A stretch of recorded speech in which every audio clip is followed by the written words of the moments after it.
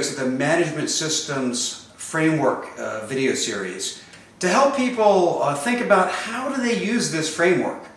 As people have watched these videos, they've learned a couple of things. One, kind of knew that management systems were there, but never really looked at them as their own piece of work.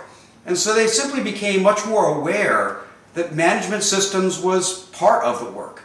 And for others, sort of assumed that it was all deliberately designed versus sort of accidentally ended up there, and took a little more ownership over shaping the management systems to do what they need. So here's some ways in which you can utilize the management systems framework and lens for your own improvement work. So one role is to think about design. This is often, a new company. You're building a new company, you're putting a new team together, or you're putting a new process together. Now you have something new that has to operate and operate well. How do you design a management system for that new company, new team, new process? And so this is a more holistic and certainly a thorough process to look at the whole management system and try to build it right from the start. A second way is assessment. Take a look at your whole management system. Use the framework, use the lens, take a step back and look at what's working and what's not. What are some things you like? What are some things that are broken? What are some things that are simply wasteful? And so you can assess your management system and then put a holistic improvement plan to get it to where you need to be.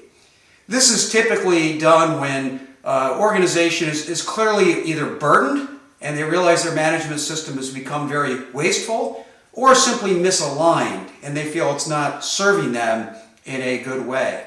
This also can happen in terms of scalability.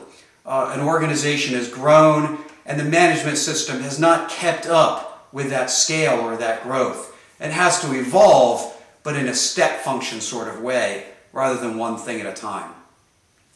That brings me to the third, which is really find a problem, fix a problem. Just be really aware of our management system and be aware of problems in our management system. And having that lens, carrying that lens around with us like a pair of glasses and seeing the management system sort of all the time can make us very aware when problems exist within our management system. And so we don't have to redesign the whole thing. We can simply find a problem. Now we have a gap, put a problem statement together, and then fix that problem.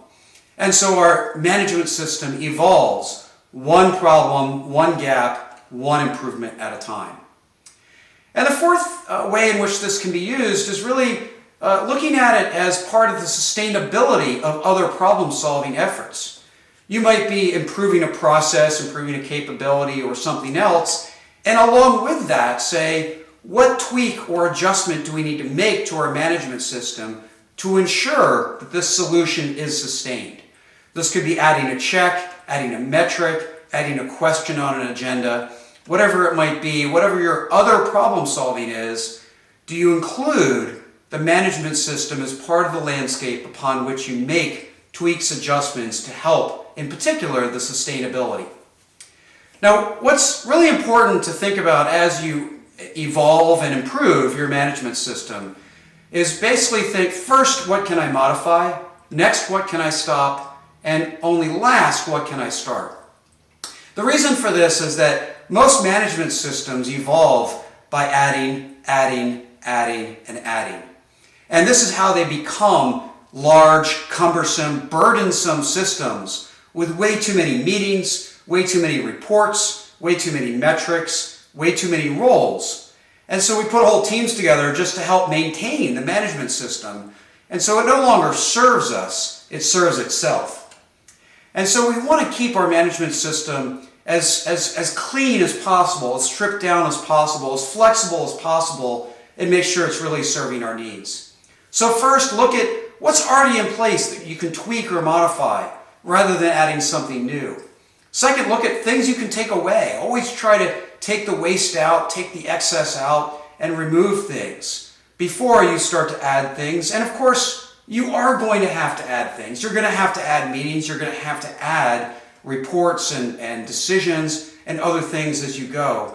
but make sure that you're also looking at the stop and the modify before we just look at start and add and start and add.